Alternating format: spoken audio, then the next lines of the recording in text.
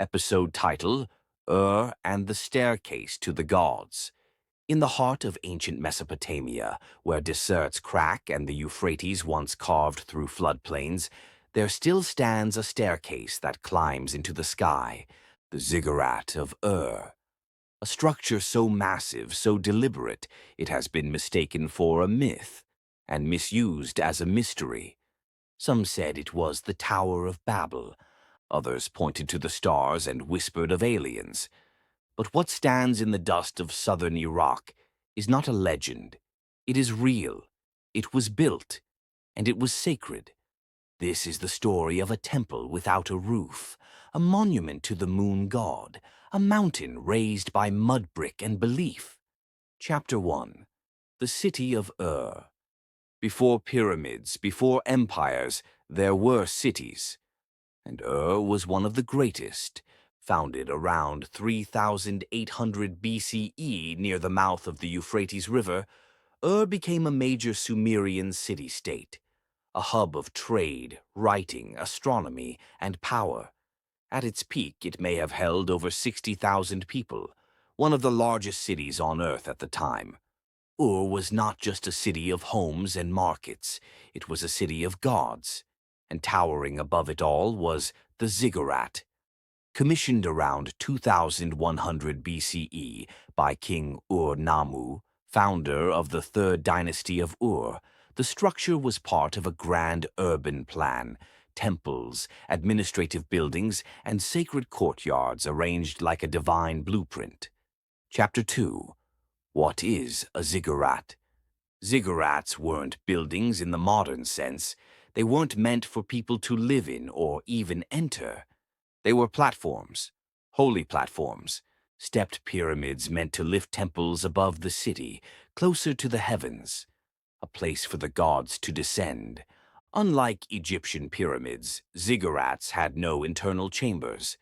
They were solid mud brick coated in fired brick, sometimes glazed with color.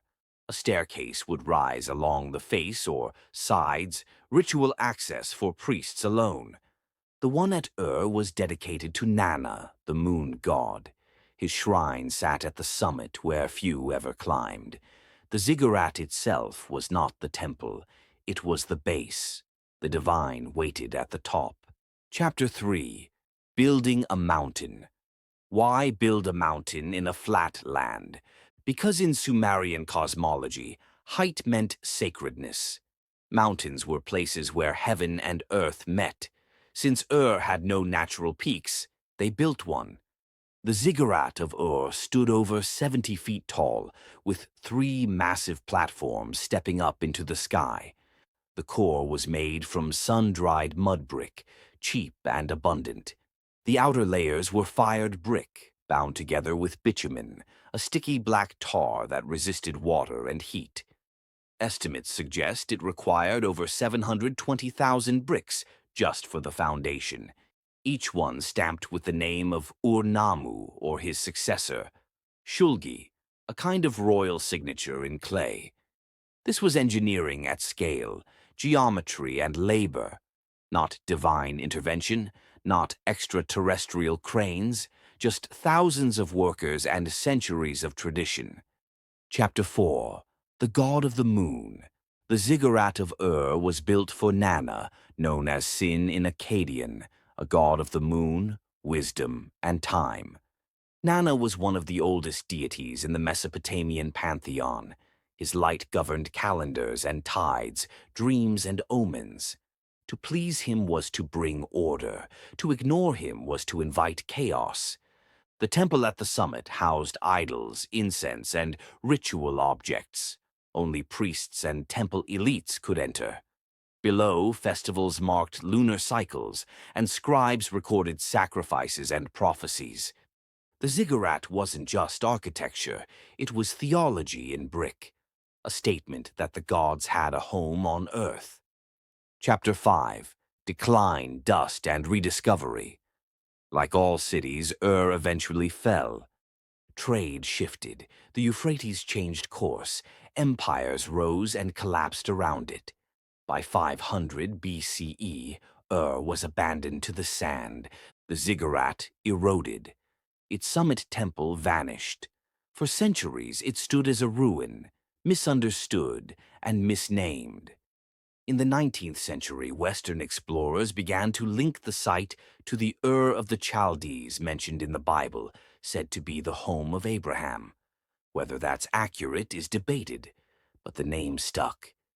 In the 1920s and 30s, British archaeologist Leonard Woolley excavated Ur, revealing royal tombs, artifacts, and the ziggurats' buried core. His digs helped shape our understanding of early urban civilization. Ironically, the ziggurat was later partially reconstructed under Saddam Hussein, who sought to tie himself to ancient greatness. His restorations are controversial, but they preserved parts of the facade now visible today. Chapter 6. Myth and Misuse. Pet theories soon followed the excavation. Was it the Tower of Babel?